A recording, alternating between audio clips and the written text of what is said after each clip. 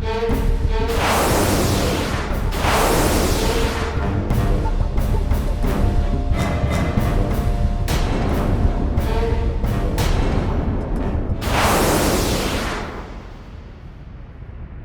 बात है, इस संपूर्ण नागलोक में उन दो के अतिरिक्त तो अन्य कोई दिखाई ही नहीं। कहाँ गए यहाँ के सब निवासी?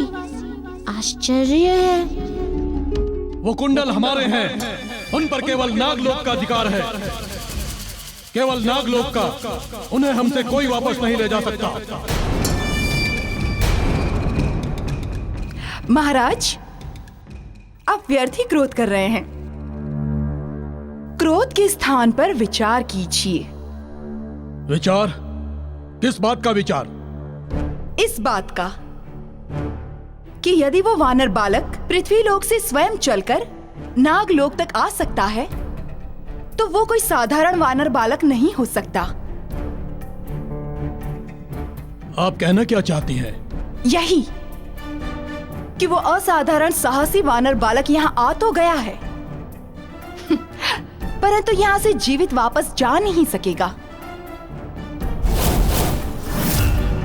और इसका अर्थ ये भी नहीं कि आपको उससे युद्ध करने की आवश्यकता है।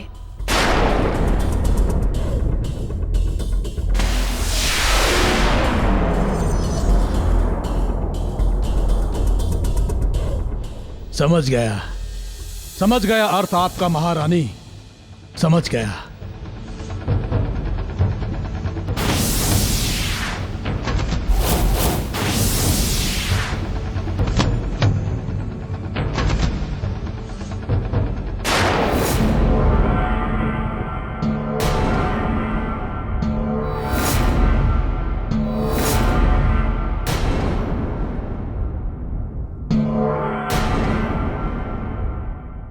ये कौन है जो इस समय न्याय का घंटा बजा रहा है? हमें चलकर देखना होगा।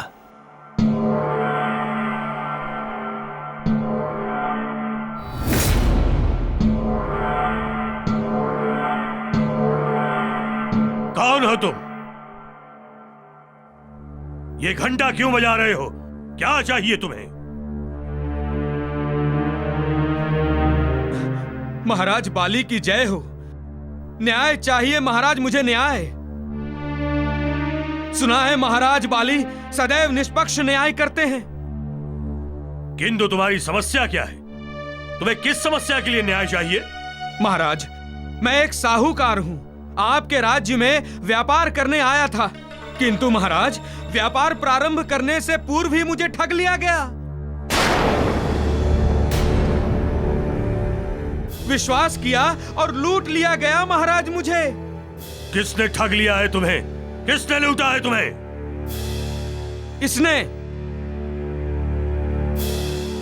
इसने महाराज, जिसे मैं अपने साथ लेकर आया हूं, उसने।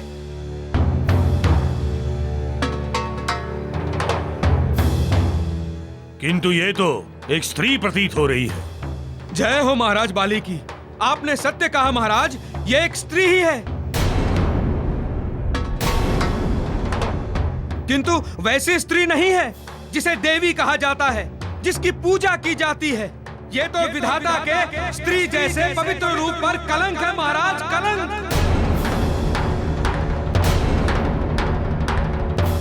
अरे चोरी की है इसने, धन चुराया है महाराज, मेरा धन।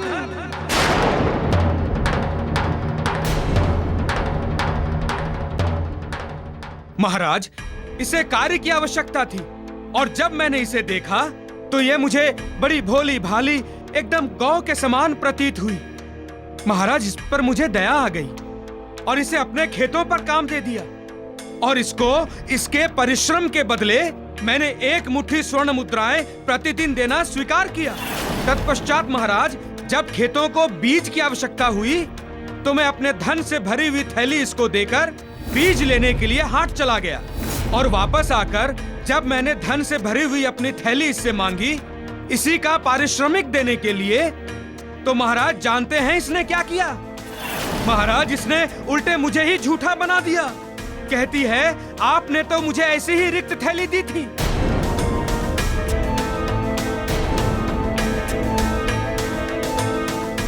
महाराज, इसने तो मुझे लूट कर दरिद्र बना दिया है। महाराज, मुझे न्याय चाहिए, न्याय।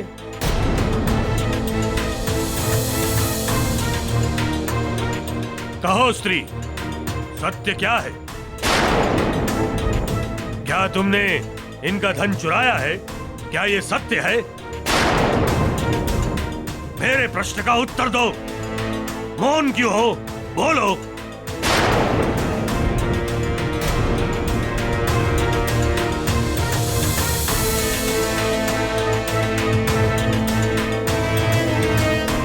क्षमा कीजिएगा महाराज, किंतु क्या कोई चोर कभी स्वीकार करेगा कि मैंने चोरी की है? नहीं ना।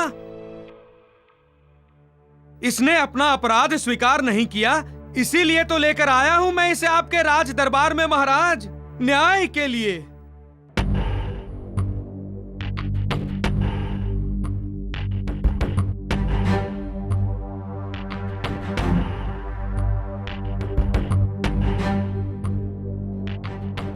ठीक है साहूकार, कल प्रातःकाल हमारे दरबार में तुम्हारा न्याय होगा। ठीक है साहूकार, कल प्रातःकाल हमारे दरबार में तुम्हारा न्याय होगा।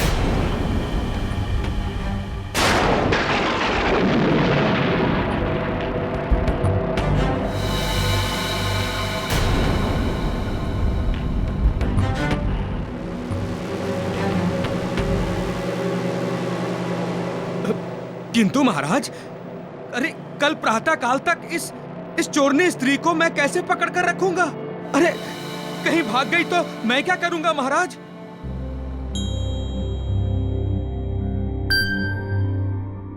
ठीक है, कल प्रातः काल तक तुम दोनों हमारे सिपाहियों की देखरेख में रहोगे। जय हो, जय हो, न्याय प्रिय महाराज बाली की जय हो। हे प्रभु, ये कैसा दुर्दिन दिखा रहे हो कि मुझे अपने ही परिजन से मुख छुपाना पड़ रहा है।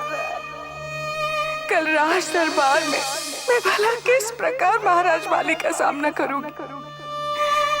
जब उन्हें पता चलेगा कि उनके समक्ष राज दरबार में अपराधिनी के रूप में कोई अन्य नहीं, उनकी ही बहन अंजना खड़ी है, तो उन पर क्या बीतेगी? कैसे वो न्याय कर पाएंगे? इस प्रकार अपने आप को संभालेंगे वो?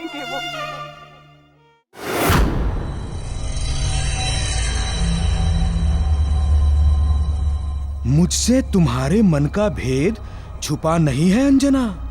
मैं जानता हूं, भली भांति जानता हूं कि तुम्हारे मन में इस समय क्या चल रहा है। यही उथल पुथल तो मैं चाहता था अंजना।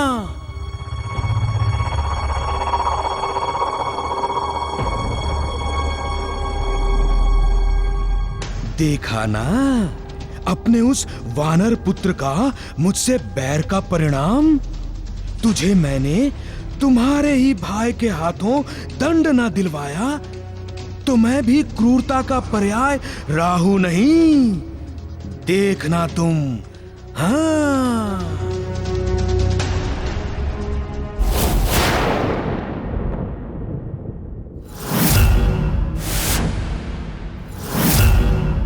वानर बालक, जिस साहस की सराहना न की जाए वो साहस नहीं।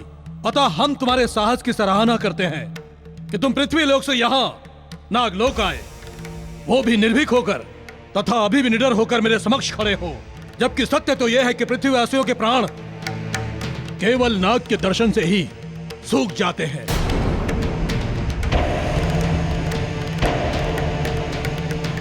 और तुम हो कि निर्भीक नागलोक में विचरण कर रहे हो। तुम में साहस का दंभ भी बहुत है, किंतु संकल्प, जिस संकल्प के हेतु तुम यहाँ आए हो वो अनुचित है। मेरा संकल्प आपके लिए अनुचित हो सकता है, मेरे लिए उचित एवं उपयुक्त है। मुझे उन कुंडलों को वापस कर दीजिए। क्या करोगे उन कुंडलों को वापस लेकर? मैं उन कुंडलों को उनके पास ले जाऊंगा जिनका वो कुंडल है।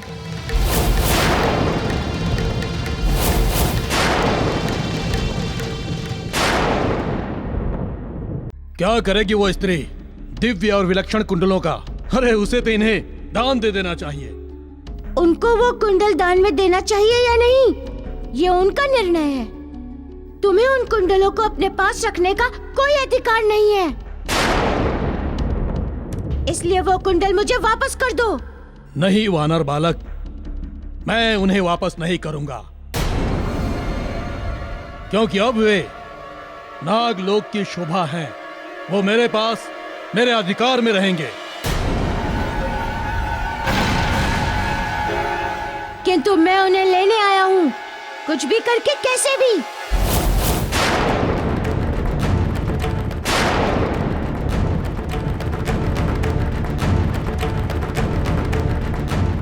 तू मुझे चुनौती देता है? तुम जो समझ लो। यदि ऐसी बात है तो जा, नहीं देता हूं वो कुंडल तुझे। देखता हूं कि तू उन्हें मुझसे कैसे लेता है।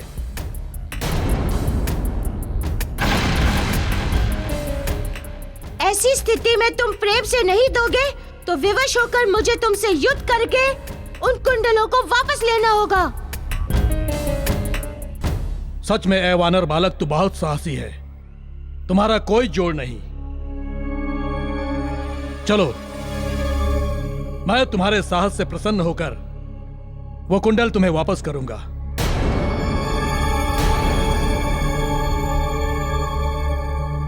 तो लाओ, दो। इतनी शीघ्रता क्या है? अभी अभी इतनी लंबी यात्रा करके पृथ्वीलोक से यहां आए हो। हमारा आतिथ्य ग्रहण कर हमें अनुग्रहित करो। कंचन। जी महाराज। वानर बालक के आतिथ्य की सारी व्यवस्था तुम देखोगी। देखना, व्यवस्था में किसी भी प्रकार की कोई कमी ना हो।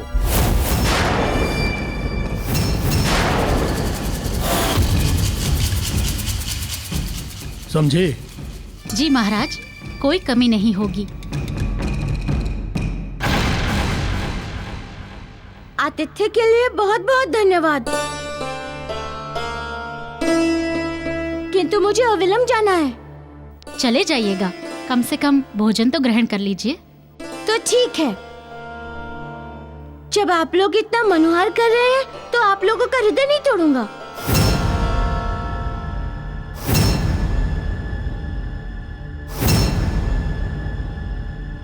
चलिए।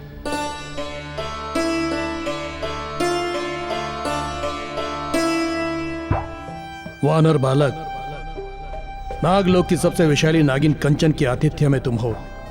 आज तक उसके विष से कोई नहीं बच सका, चाहे वो कितना ही शक्तिशाली क्यों ना हो, कितना निर्भीक और निडर क्यों ना हो। अतएव आज तुम भी।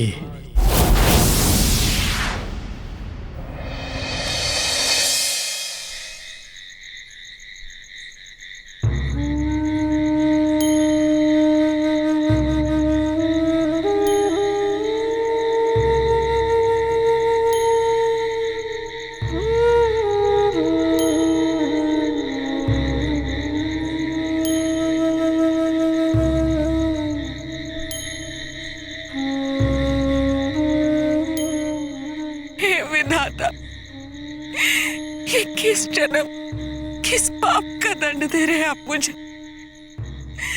क्यों जीवित रखकर मृत्यु तुल्य बना दिया है मुझे? अपनों की ही दृष्टि में अपराधी बनकर जीना कितना कठिन एवं पीड़ादायक होता है प्रभु। जो सामने खड़ा होता है उसके लिए भी, तथा जिसके सामने खड़ा होता है उसके लिए भी। कल क्या बीतेगी महाराज बाली एवं तारा पर, जब उन्हें ये पता चलेगा कि वो जिस अपराधिनी का न्याय करने जा रहे हैं वो कोई और नहीं, अभी तो उनकी ही अभागन बहन अंजना है।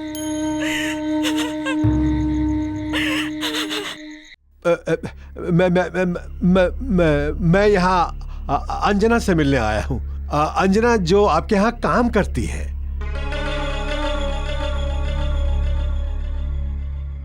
यहाँ कोई अंजना काम नहीं करती।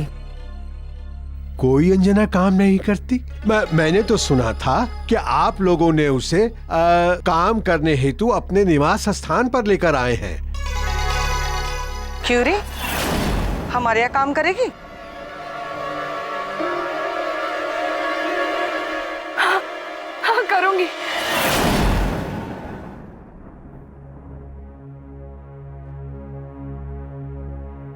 हाँ, लेकर आए थे, हमने उसे काम भी दिया था, किंतु हमें क्या पता कि हमारी ये दया हम पर ही भारी पड़ जाएगी।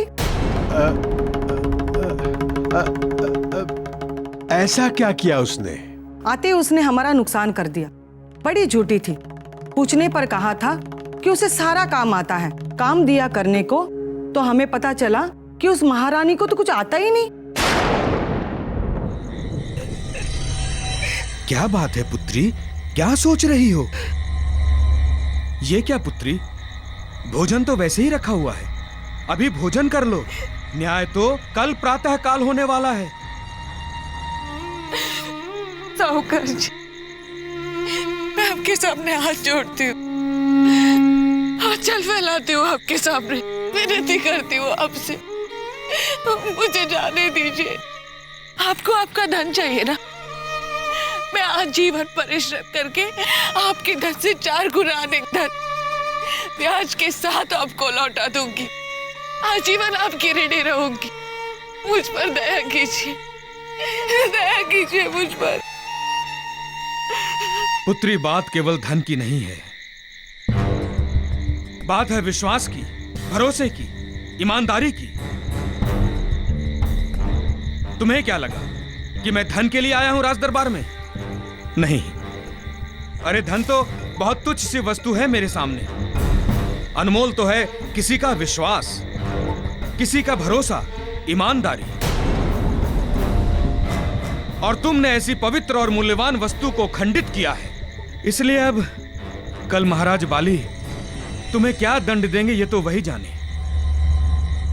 कल के न्याय से लोगों को एक उपदेश तो अवश्य मिल जाएगा कि विश्वास क्या है, भरोसा तोड़ने का दंड क्या होता है, ईमानदारी क्या है। न्याय के इतिहास में तुम बरसों बरस तक स्मरण की जाती रहोगी। भोजन कर लो। तुम्हें भोजन ना करते हुए देखकर अच्छा नहीं लग रहा है, इसलिए हमारे कहने से तुम भोजन कर लो।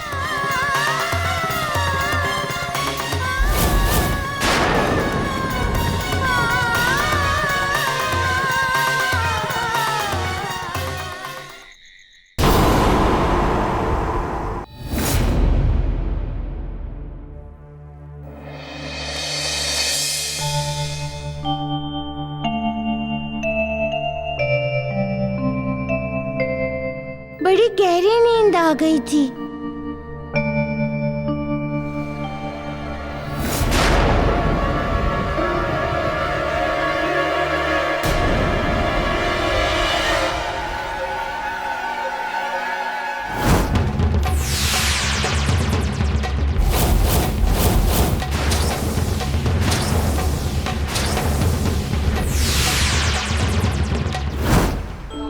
सुखद निद्रा में विघ्न बहुत ही अनुचित है। कितनी अच्छी नींद आ गई थी। कंचन, तुमने सोचा कि तुम्हारे विष से मेरी मृत्यु हो जाएगी, यही ना? किंतु तुम्हारी सोच निष्फल हो गई। जानती हो क्यों? क्योंकि मैं रुद्र अवतार हूँ, भगवान शिव का एकादश अवतार।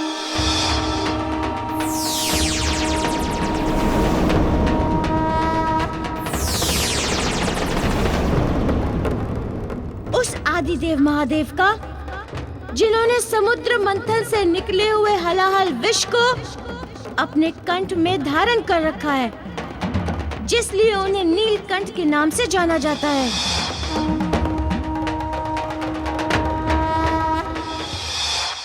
जिनके नाग आभूषण हैं, जिन्होंने नागों की सदैव रक्षा की है, तथा जिन्हें नागों ने वचन दिया है कि जिस भी प्राणी में शिव का तत्व होगा, उस प्राणी पर किसी भी विष का कोई प्रभाव नहीं होगा। एक अति महत्वपूर्ण कारण ये है कंचन तुम्हारे विष के प्रभावहीन होने का, तथा दूसरा कारण है मेरे अंतत्व में भय का नहीं होना, क्योंकि मृत्यु विष से नहीं होती। मृत्यु का कारण होता है भय। यदि ये संसार अपने मन में भय का प्रवेश वर्जित कर दे, तो भय से होने वाली किसी भी प्रकार की हानि से वो बच सकता है।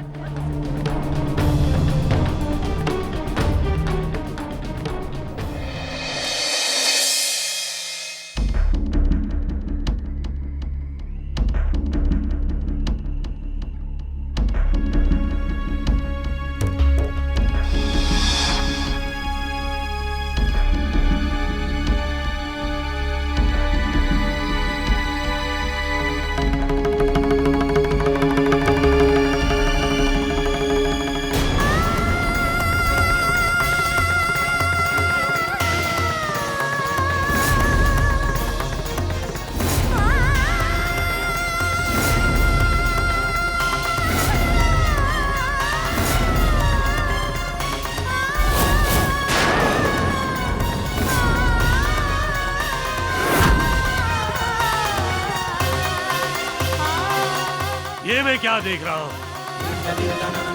अंजना, जो एक महारानी है, आज मेरे ही दरबार में एक अपराधिनी बनकर खड़ी है। यदि आज मेरे हाथों तुम्हें दंड मिल जाता तो मैं जीवन भर अपने आप को क्षमा नहीं कर पाता।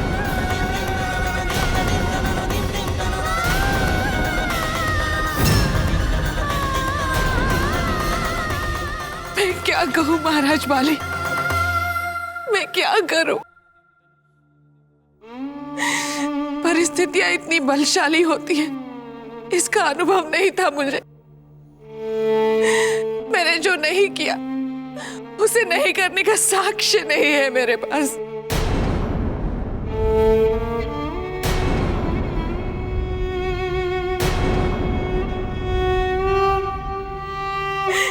मैं जानती हूं कि प्राणी परिस्थितियों का दास होता है, किंतु ऐसा दास कि वो सम्मान पूर्वक जीने हेतु साहस भी न ले सके।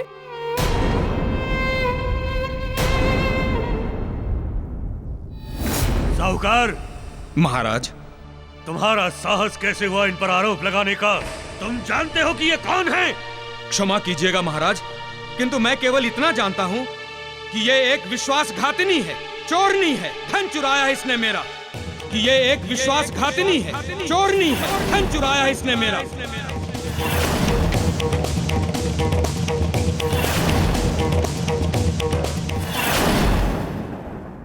नहीं साहूकार, नहीं। ये अंजन प्रदेश की महारानी अंजना है, मेरी बहन के समान है। ये आप क्या कह रहे हैं महाराज? अंजन प्रदेश की महारानी अंजना एवं एक महाराज की बहन की ये स्थिति, ऐसे वस्त्रों में? क्षमा कीजिएगा महाराज, किंतु ये तो हम सबके लिए बड़ी ही लज्जाजनक बात है। कैसे दुर्दिन आ गए हैं अंजन प्रदेश के कि वहाँ की महारानी को अपने जीवन यापन करने हेतु धन संचित करने के लिए गली गली द्वार द्वार घूमकर काम मांगना पड़ रहा है। महाराज बाली, मुझे तो ये समझ नहीं आ रहा है कि अंजन प्रदेश को ऐसा क्या हुआ है। अंजन प्रदेश की महारानी अंजना को ऐसा विकट विषम दुर्दिन देखना पड़ रहा है। साहूकार, हमें ये बताना आवश्यक नहीं है, ना ही हम ये बताने के लिए प्रतिबद्ध हैं। अब तुम यहाँ से जा सकते हो। जा सकता हूँ? क्षमा कीजिएगा जामवंत जी, किंतु आप मुझे यहाँ से जाने के लिए नहीं कह सकते। मैं यहाँ न्याय मांगने आया हूँ और यहाँ से न्याय प्राप्त किए बिना मैं नहीं जाऊंगा। ये राज दरबार या तो न्याय की प्रक्रिया शुरू करेगा अथवा मैं ये समझ लूं कि इनके अंजन प्रदेश की महारानी होने के कारण मुझे यहाँ से रिक्त हाथ ही लौटना पड़ेगा। मुझे महाराज बाली के दरबार से न्याय प्राप्त नहीं होगा।